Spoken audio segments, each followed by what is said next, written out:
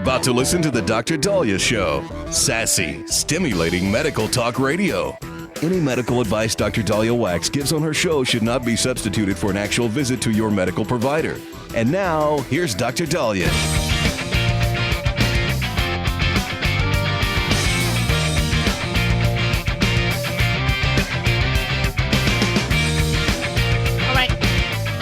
We are back on the Dr. Daliah Show. Thank you all for tuning in. 1-877-Dr. Dali, 1-877-DOCDALI. So here's just a little bit of advice. If you are going to be going overseas on vacation this summer or deciding to sneak into a country illegally and live there, you might not want to throw Molotov cocktails at their police force.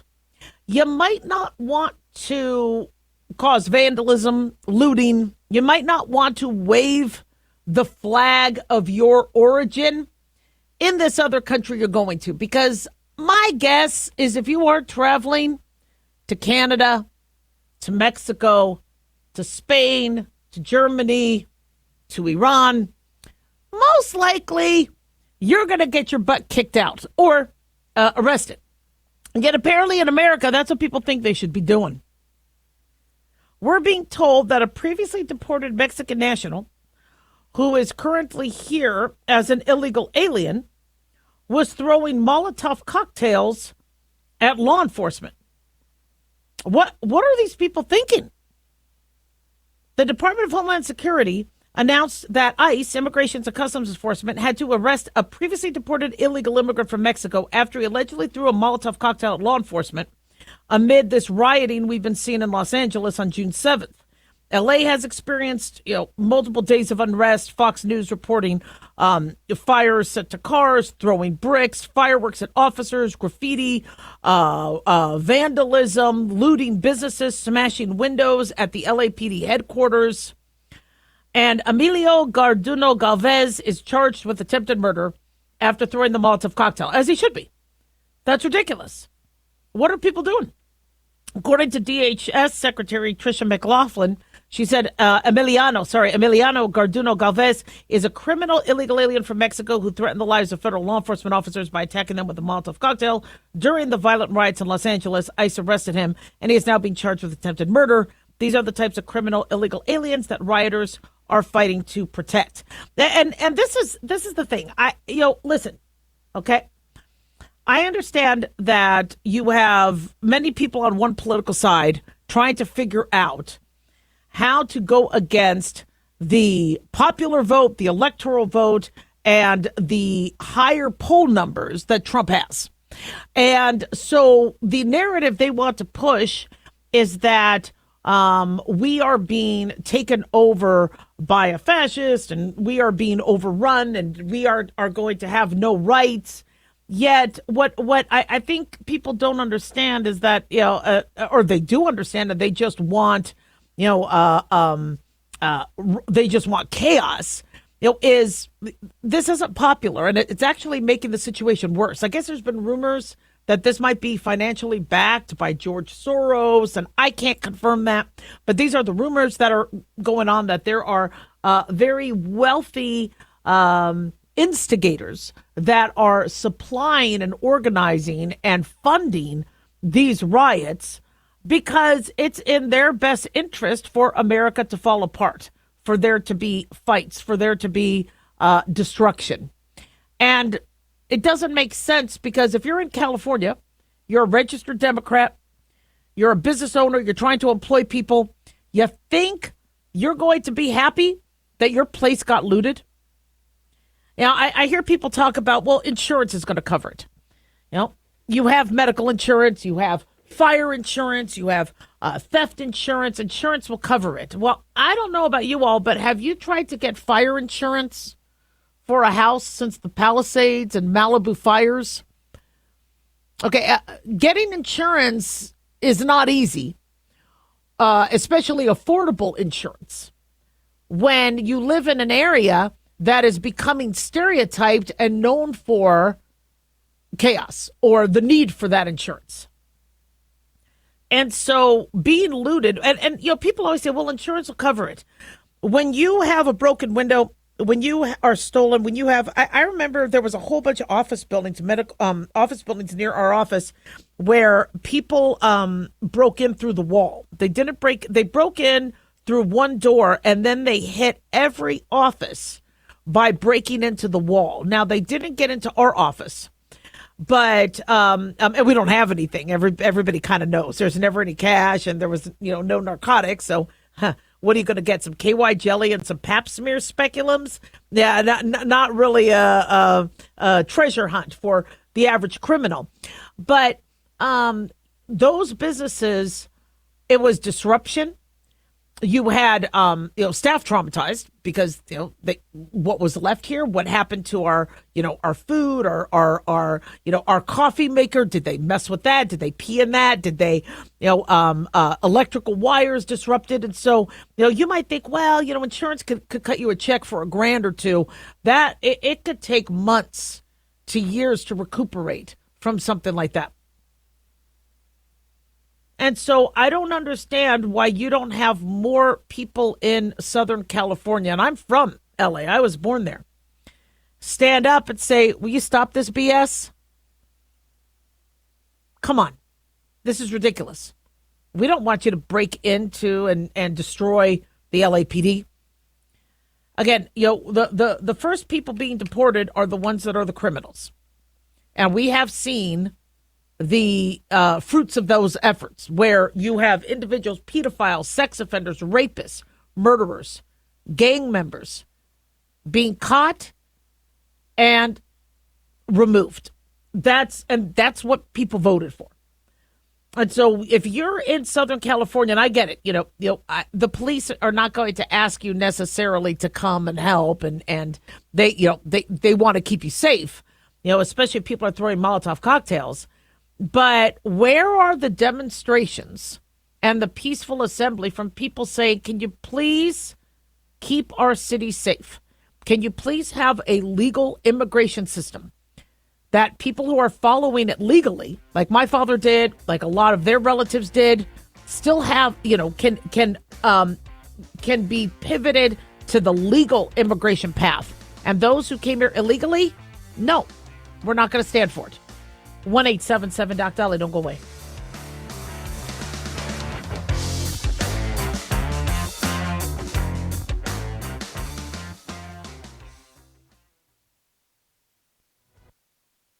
Have you ever thought you'd like to buy and sell houses but didn't know how or where to get the money? My name is Ron LeGrand, and over the past 40 years, I've bought over 3,000 houses without using my money or credit, and taught thousands to do the same. Today, even in a virtual environment, we buy nice houses in nice neighborhoods using no banks, realtors, contractors, or other costly entanglements, and build huge cash flow and wealth without the hassle of tenants, all without credit and little or no money. You don't need a license or experience, and I'll show you exactly how it's done.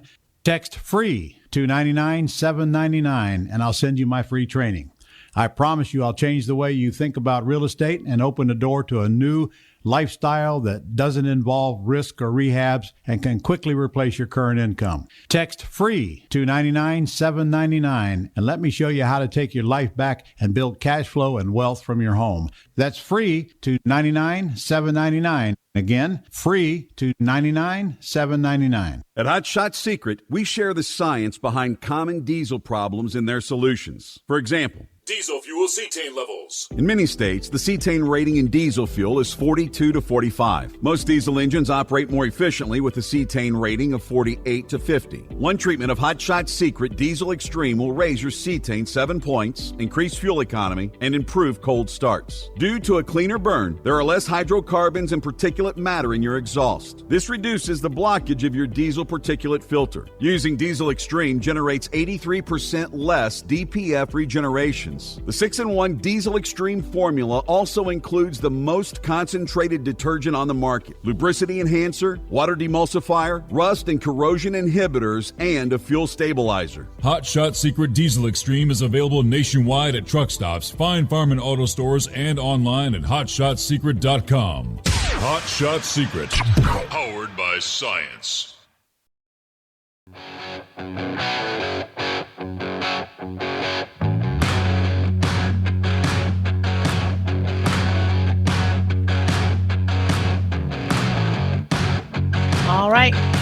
We are back on the Dr. Daliah Show. Thank you all for tuning in. 1-877 Dr. Dali, 1-877-DOCDALI. Big thanks to Talk Media Network for making the show happen. Big thanks to Daniel, our producer, and big thanks to you all for tuning in. We really do appreciate it. Don't forget to follow us on Twitter or X at Dr. Daliah, Facebook, The Dr. Daliah Show, and on YouTube, click like and subscribe.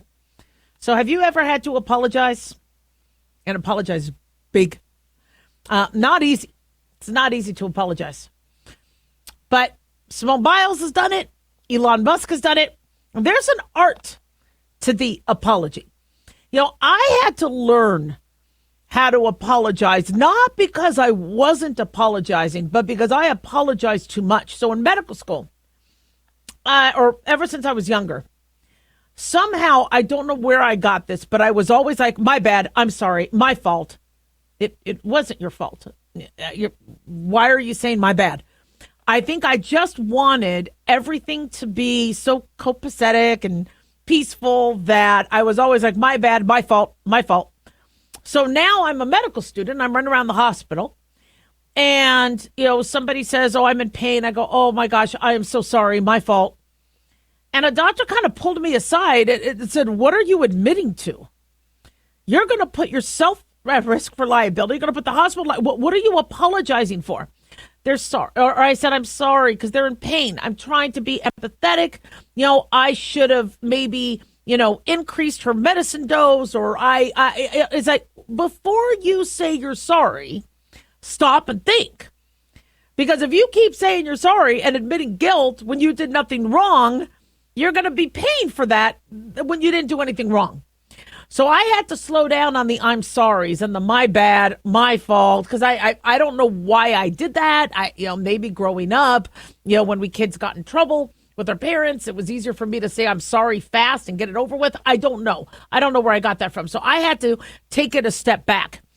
And so when you apologize, you don't have to always have that reflexive I'm sorry super quick.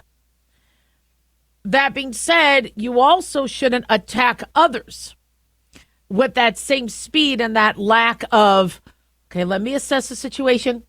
Let me take a deep breath before I go on Twitter. Elon Musk should have taken a deep breath before he started saying all those things about Donald Trump. Sure, Donald Trump should take a deep breath before some of his tweets. Simone Biles, one of my favorite, most highly decorated female athletes, not sure why, she decided to go and target Riley Gaines, who was posting and advocating for the national softball team when other teams lost to a team that has been shutting other teams out by having a transgender pitcher. Simone Biles decides to, address Riley Gaines, which shocked a lot of us because Simone Biles, is, the leader of the female athletes, of a female athlete that's never had to compete against a male. You would think she would be on the front line like she was in terms of sexual assault and sexual harassment and protecting females and their privacy. You would think she would be on the front line in terms of, women, and being able to compete in their own biological category, but that took it too far and she apologized. And we spoke about her apology. It was a nice apology, but basically it was kind of halfway, meaning, even though she shouldn't have said those things to Riley Gaines, she said we're in a system that doesn't allow for there to be equity, in terms of competition and it was kind of a long-winded, some people say ChatGPT wrote it. I'm glad at least she apologized, but it is still very confusing as to, these women who have been leaders and are icons and have catapulted to fame, and been basically the trailblazer for women to be able to compete in their own sport. It's kind of a little mixed messaging when, they get their awards and again, I'm a big fan of Simone Biles, but that didn't set well. And my guess is she apologized because she got a lot of backlash from, wait a second, you're not protecting women in sports? Wait a second, that's not what? Now, and look, you could be pro-LGBTQ, transgender rights, without necessarily having that impede other female athletes from being able to compete. That we could compete in their biological category. You could have a separate category. There's, you could, so seeing Simone Biles apologize very quickly was, I think, very strategic. Elon Musk also apologized. We have Elon Musk saying, I regret some of my posts about President Donald Trump last week. They went too far. Yeah, there was a lot of posts, and I get that this all started because of that stupid, big, beautiful bill. And then it was not that the bill per se is stupid, but this concept to me of everything has to be shoved in one bill as opposed to having, to me, let's just get the line items. You want to build the wall again? Let's get the wall built. You want to improve Medicaid so able-bodied people are back to work? Yeah, these are things that could be single items, but they're doing a big bill. That's how they do it in politics. So, yeah, there's some back and forth. But I think Elon Musk also didn't realize that, doing this backlash doesn't necessarily help. It could hurt, just like with Simone Biles.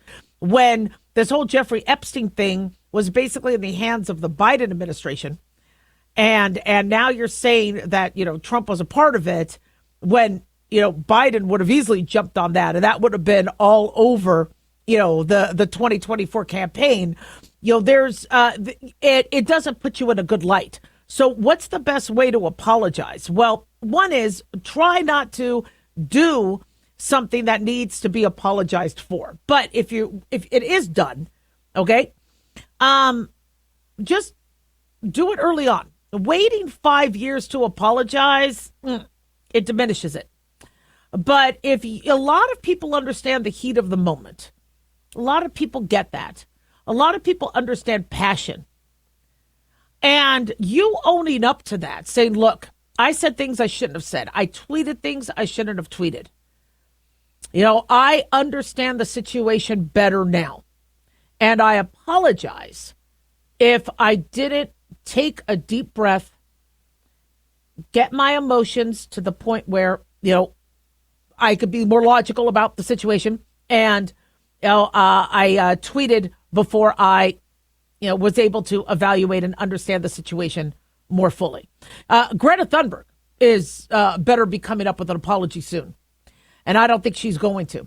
From what I understand, when the IDF kept her from getting, in harm's way or being abducted by Hamas, feeding them, and then allowing them the opportunity to see what happened on October 7th, they refused to look at that video. Now, when a young woman who wants to advocate for the good of the world does not want to educate themselves on all sides, especially with what happened to her fellow men and women who are peace-loving, they were at a peace rally, a kibbutz, they're pro-environment. So the people she represents were attacked on October 7th. 1,200 of them killed. Many of them raped, mutilated, babies' pelvises shattered, beheaded. I mean, these really disgusting things.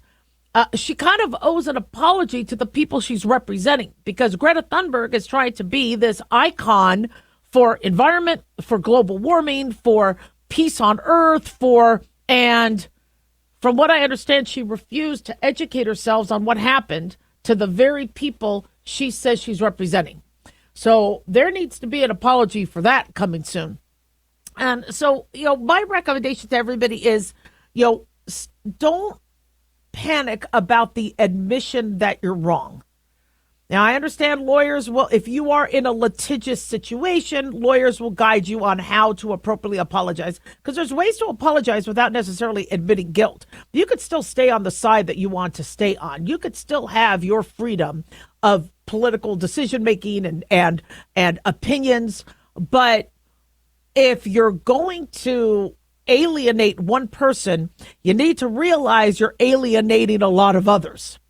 And your apology, if it starts to look like you're just trying to cover your ass or save your business or save your popularity or your followers, it's going to be less accepted. So show that there's no gain, that it's humble. And your apology, like, look, it went too far. There was a better way for me to express my frustration. And I had a bad day. I'm sorry. And that's going to be, a little bit better accepted than either not apologizing or blaming it on somebody else. 1-877 Doc Daliah.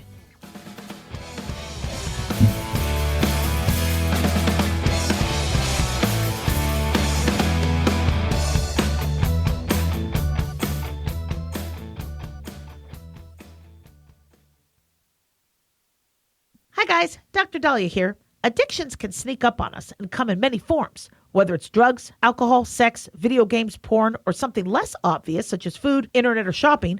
Addiction can seem innocent at first and then evolve into an insurmountable evil. In our book, Addiction Basics, Caitlin Kalikas and I dive into the common addictions and provide tips for identifying and preventing these before they sneak in and take over our lives. Addiction Basics can be found on Amazon or my website, drdaliah.com. Check it out. Carl Amari here to tell you about our newest website for old-time radio lovers. It's 100radioshows.com. At this site, there are 5 old-time radio shows waiting for you to download free as our gift to you, and be sure to browse the additional 700 old-time radio shows available to you for 70% off by using the promo code RADIO at checkout. This is a limited-time offer, so log on to 100radioshows.com. That's 100radioshows.com.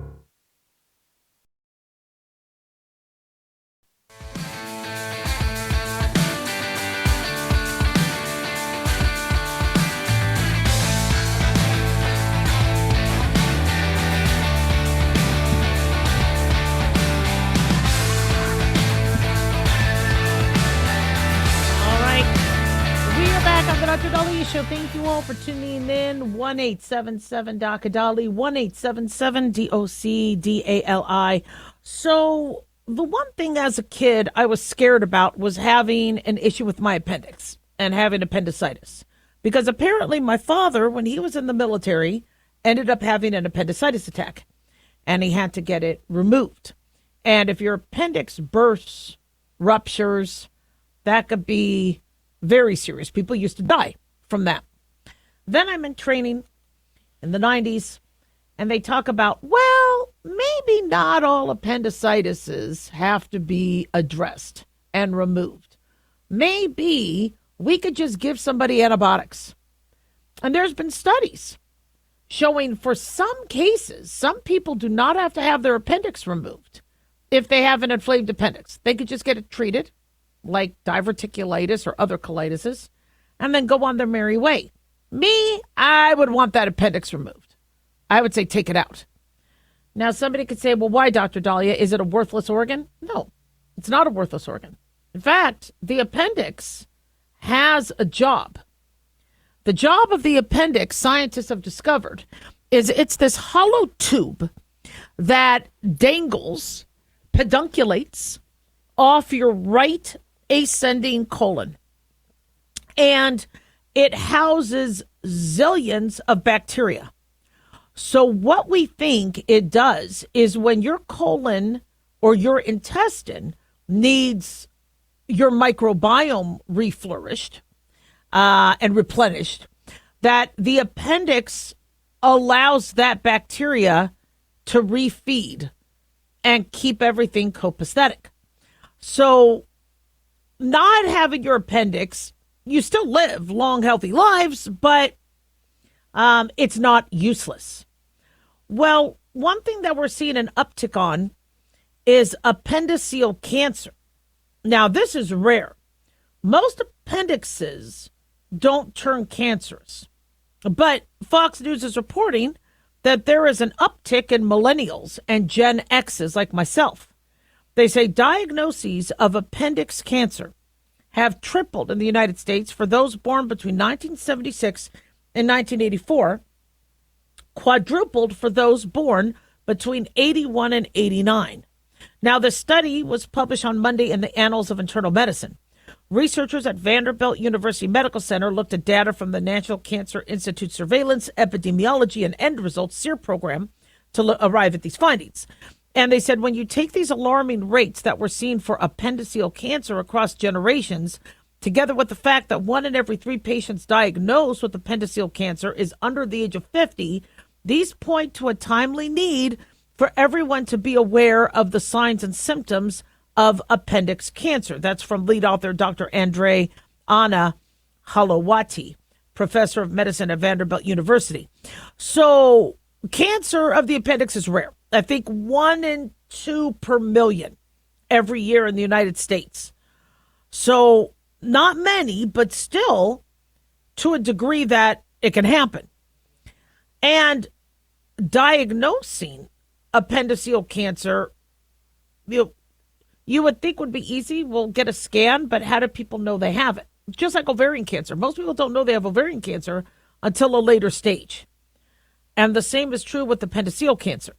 It's a small organ. It's tubular. There's the epithelial appendiceal cancer, which involves the cells of the lining of the appendix. And then you have a neuroendocrine appendiceal cancer, which results from carcinoid or neuroendocrine hormonal tumors of the appendix. So in early stages, you may not notice it. Now, once it starts to grow or spread, you might feel pain, you might feel bloated, maybe nausea and vomiting, you might feel full, weight loss, you might feel a mass in your abdomen. But the problem with that is it already spreading and seeding? We're being told that 5-year survival rates for appendix cancer range anywhere from only 10% to 63%, of course, depending on how quickly this could be found. Now, if the cancer is confined to the appendix, we could remove the appendix pretty easily. We could remove surrounding bowel, do chemotherapy to kill metastasized cells. But this starts to now make us wonder, who is at risk for appendiceal cancer? Is it individuals who are having appendicitis attacks and only treated with antibiotics? Is it in individuals who have been eating junk food? Why is the appendix becoming cancerous? Now, this could have always been, but we're seeing an uptick.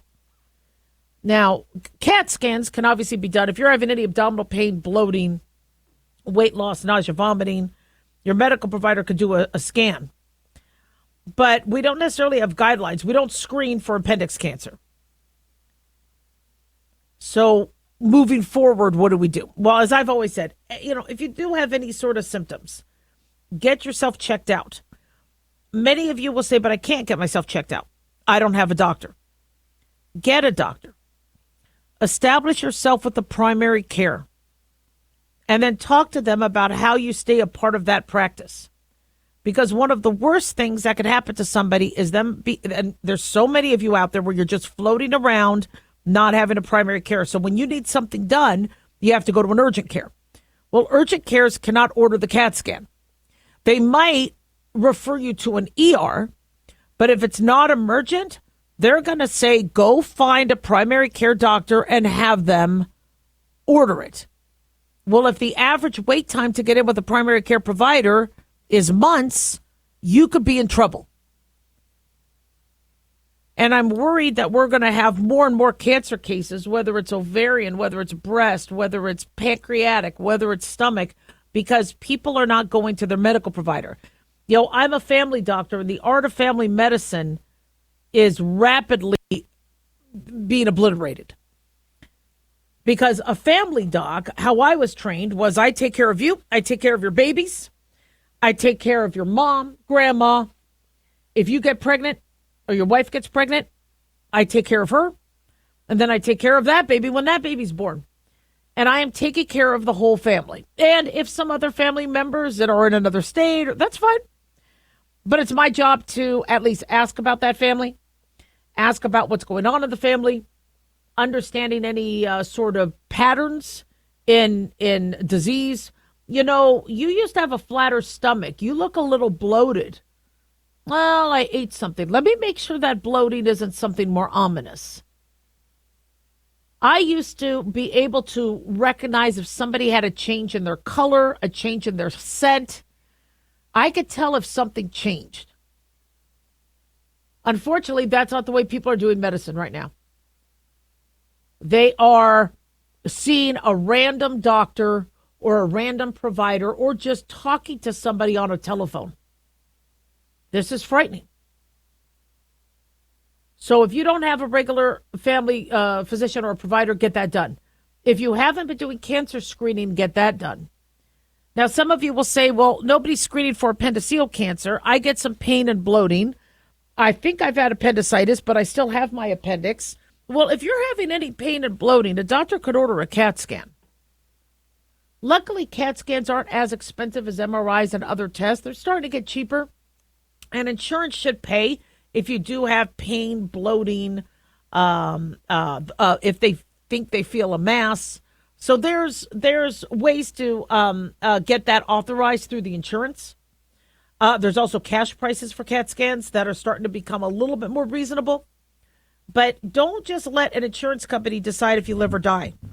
Don't let a corporation who says we have a 5-month wait for you to see a doctor decide if you live or die.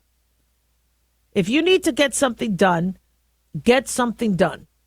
Even if it means going to a medical school and using their clinic or going to the ER. But appendiceal cancer is rare, but it is something that we do need to kind of look at as to why the rates are going up. I blame food. 1-877 Doc Daliah.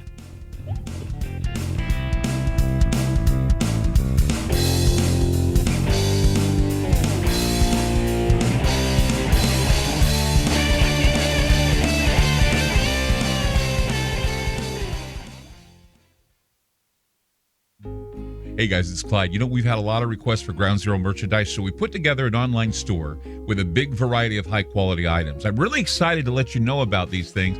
We have a lot to offer you and your loved ones. In addition to our regular apparel, such as t-shirts, beanies, hoodies, and hats, we've expanded our product line with posters, flags, aprons, mugs, and a whole lot more. We also have Ground Zero collectibles along with a limited edition of items like a Clyde Lewis canvas portrait, a Ground Zero embroidered jacket that will certainly make for great gifts and for interesting conversations with family and friends. And we now offer publications such as Ron Patton's book about mind control, MK Zine, and back copies of the official magazine of Ground Zero while it was in print. Paranoia, the Conspiracy Reader, also coming in 2023, are updated and revised books that I've written. There's a secure and easy-to-use shopping cart for your purchases. So shop today at our official store by going to groundzeromerch.com. Again, that's groundzeromerch.com. This statement has not been evaluated by the Food and Drug Administration. This product is not intended to diagnose, treat, cure, or prevent any disease. Are you in bad pain? You know what I mean. Your knees hurt, your shoulder hurts, and your back. Oh my God, your back. They're constantly killing you. And I'm sure you've tried every pain pill or cream available at the drugstore. Am I right? Well, here is something you haven't tried. Pain Absolve. Pain Absolve is not available in any drugstore. The only way to get it is by calling today. We're so confident that it will work for you that we offer a free bottle with your purchase. No prescription needed. And best of all, each purchase comes with a money-back guarantee. Call now to find out how you can get Pain Absolve and get rid of your pain. Call 800-358-9179. That's 800-358-9179. 800-358-9179. Call today, 800-358-9179.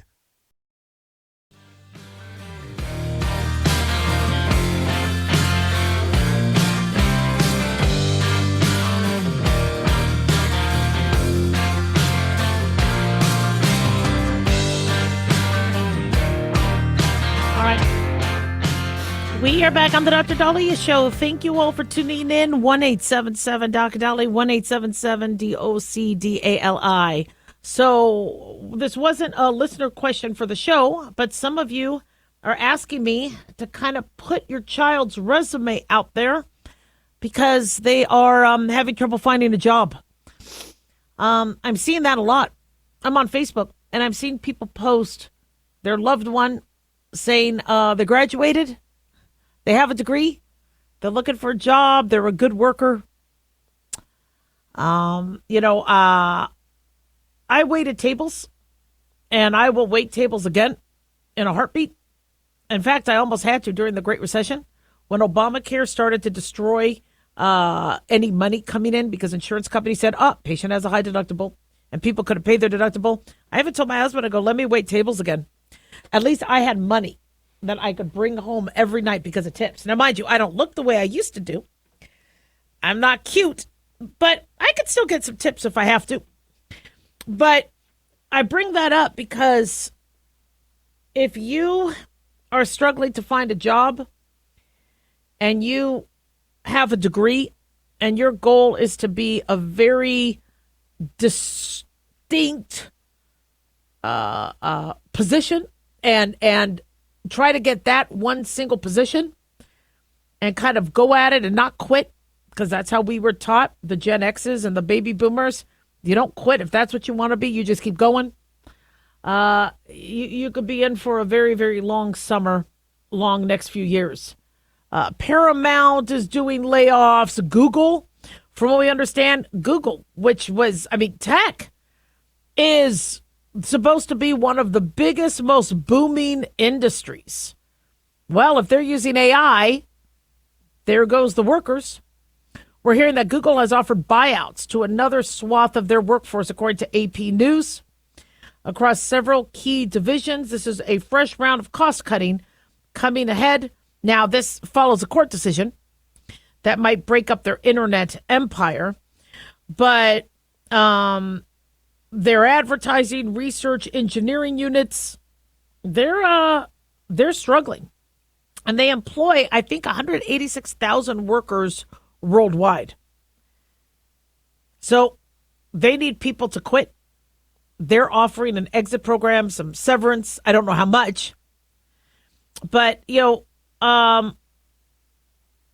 we are kind of a much different landscape now that me as a Gen X, I never thought I would see. And I always thought that the younger generation would do better than us. They would then support us. My kids would move out, get amazing jobs. I would hardly ever see them because they had these careers. And I'm very lucky that one of my sons has a career, but he works for the government. So he still doesn't know if, he'll lose his job, because of DOGE or because of federal cuts. And no job is safe. It used to be when you got into the government job, you're safe. In fact, one of the jokes in the government, when I used to work for the government, is if you're really, really bad, because they can't fire you, but they don't want you in that department, you'll oftentimes get promoted. Because that's the only way to get you out of that department, because they can't fire you.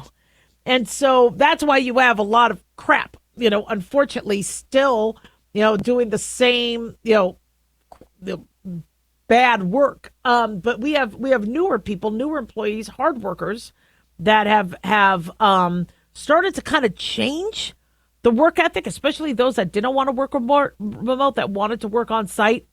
I just hope they still get to keep their jobs. But for those of you that, need my help to try to, I'll definitely, put their name out there. I'll share their resume. But my piece of advice is to think laterally. Take a sidestep. One thing that I learned, that whole 2 steps forward, 1 step back, right? Paula Abdul, 2 steps forward, 1 step back. I don't know the time. But anyway, opposites attract, and the 2 steps forward, 1 step back, maybe I'm not thinking of it the way I'm supposed to, but if you want to get ahead, sometimes you have to pivot. Now, I watch a lot of football.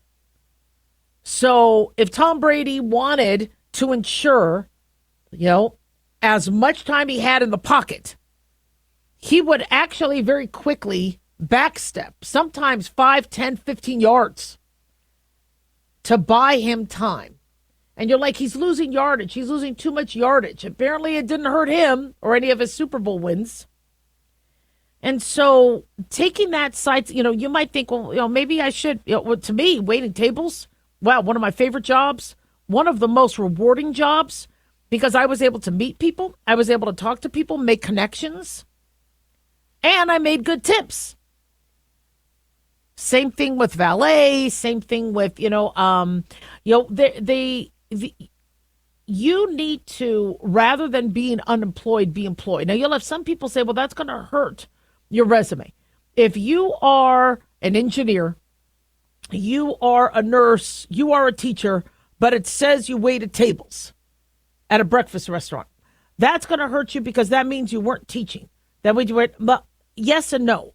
In the old days, when there were plenty of jobs, if you're not working the job that you got your degree in, somebody goes, well, then something's wrong with you because you were supposed to go right from school into a job. But nowadays, people understand that's if you get past the AI and can get into the interview.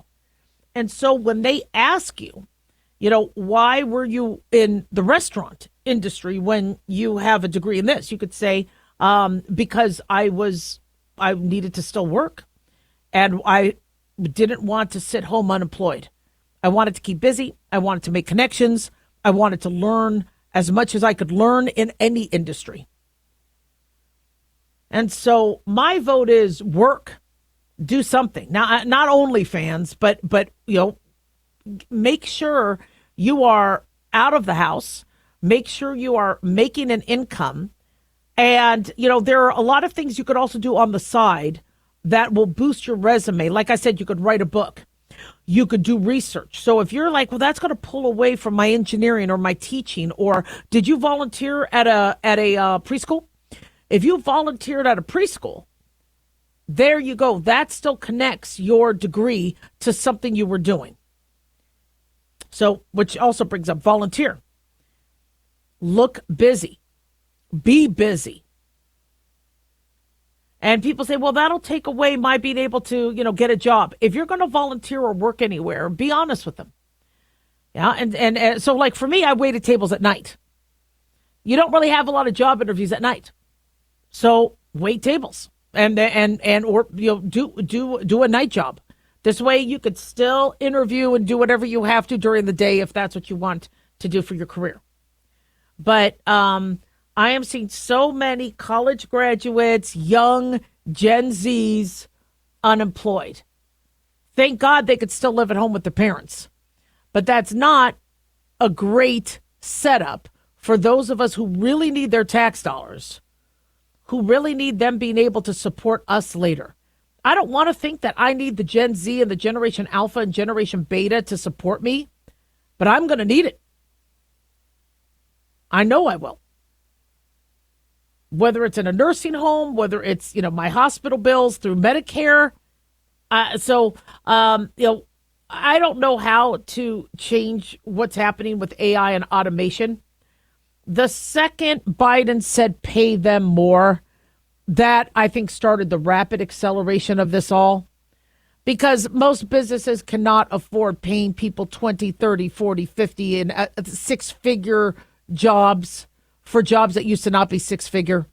I'm looking at the $6 haircut now, $35. It's unsustainable. 1-877-DOC-DOLLY. Don't go away.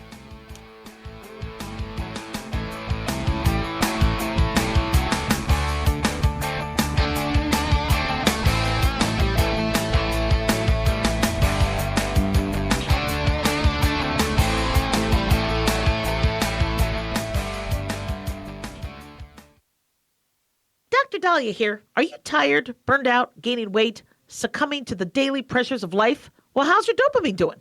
How you feel right now, how you'll feel an hour from now, and how you'll feel next week is completely reliant on your dopamine. Our daily motivation and willingness to push through challenges depends on the intricate chemical process dopamine provides. Christian Kalikas and I created Deploying Dopamine, a book that tells you what dopamine is, when it dysfunctions, and how to successfully deploy it when needed. Find Deploying Dopamine on Amazon today. Check it out.